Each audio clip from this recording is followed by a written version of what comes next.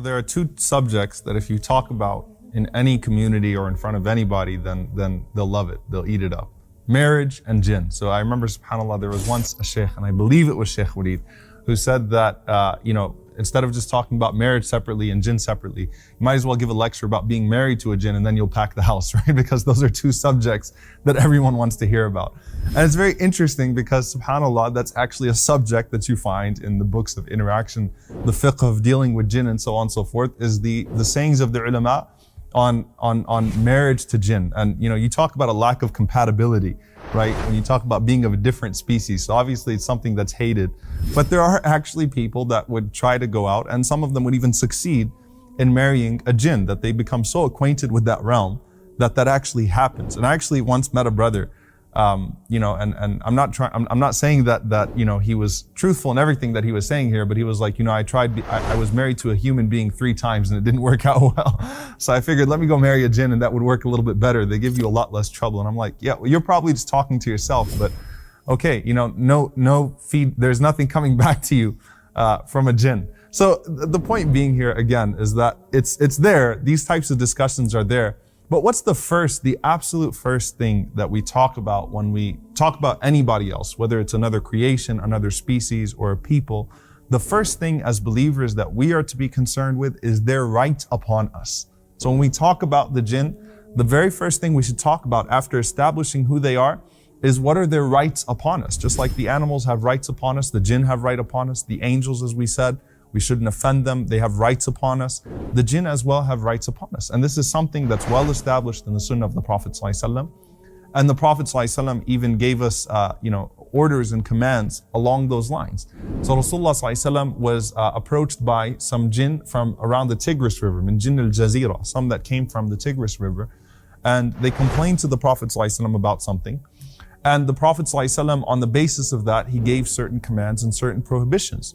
So on one occasion, the Prophet ﷺ, he prohibited the Arabs from, and anyone in that case in the desert, from urinating in random holes. Because Rasulullah ﷺ said those are actually habitats of the jinn, those random holes. Ibn Umar radiallahu anhu said that once the Prophet ﷺ was delivering a sermon, he was delivering a khutbah, and he was mentioning certain snakes to be killed. So the Prophet ﷺ said, if you see Dhul Tufyatain. Dhul Tufyatain means the snake that has 2 lines on the back. It's a particular poisonous snake that the Arabs were familiar with. So the Prophet ﷺ said, if you see Dhul Tufyatain, if you see that snake, then you should kill it. And he said, if you see Al-Abtar are snakes that have a mutilated or short tail. Again, something that the Arabs recognized as poisonous snakes. He said that you should kill those. But then later on, Ibn Umar radiallahu anhu said that you shouldn't kill al-awamir right away, or dhawat al-buyut. Al-awamir or dhawat al-buyut are the house snakes. They were used to seeing a particular type of house snake in their time that didn't pose any harm, and it was a very awkward snake. And the Prophet ﷺ said you should actually warn that snake and ask it to leave. And the Arabs, subhanAllah, the Muslims would actually do this and it would work, okay? Because the Prophet ﷺ said that those awamir, those dawat al-buyut, they actually tend to be jinn. So if they're not one of those harmful and poisonous snakes, and realize if you're living in the desert, you encounter these types of animals all the time. You encounter snakes and scorpions and so on all the time. So it's very easy to catch it at first sight. Rasulullah ﷺ said, when you see those snakes that don't cause harm, instead of killing it, ask it to leave, right? And give it a chance to leave, because it could be one of the jinn, and they would have, that right upon you. Abdullah bin Mas'ud radiallahu anhu, he also said that the Prophet ﷺ, talked about al-qareen. He talked about what the qareen has upon us. And the qareen is what Allah mentions in the Quran, the jinn that is always around us. There's a jinn that particularly constantly whispers to us. The same way that there's an angel that's constantly telling us to do good, and that's also called the qareen in Surah Qaf. Allah subhanahu wa ta'ala calls this jinn, which is always an evil jinn, the qareen is always an evil jinn, that tries to urge you to do evil. And the Prophet ﷺ, he says, مَا مِنْكُم مِّنْ أَحَدٍ إِلَّا وَقَدْ وُكِّلَ بِهِ قَرِينُهُ مِنَ الْجِنِّ. There is not a single one of you except that Allah subhanahu wa ta'ala has caused that there's a qareen from the jinn that is stuck to you. And they said, even you, O Prophet of Allah. And the Prophet ﷺ, He said, even me, except that Allah subhanahu wa ta'ala a'anani alayhi fa aslam. Allah subhanahu wa ta'ala supported me against him. And so he became Muslim. فَلَا يَأْمُرُنِي إِلَّا بِالْخَيْرِ. So this jinn does not command me, or he doesn't advise me except with that which is good. You know, the Prophet ﷺ's jinn actually accepted Islam, and that was something from Allah subhanahu wa ta'ala.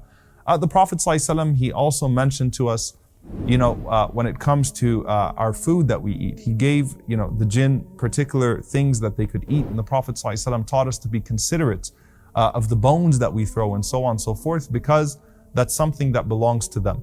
Now, as far as our interaction with them is concerned, you know, one thing we should not do is we shouldn't go to fortune tellers and people that seem to be able to know something of the future, because are they in communication with the jinn? Some of them are, but the Prophet ﷺ said what they do is they communicate with the jinn, and those jinn, you know, they're able to hear only a few things from the skies. They're able to hear something from what's being said in the skies and so on and so forth.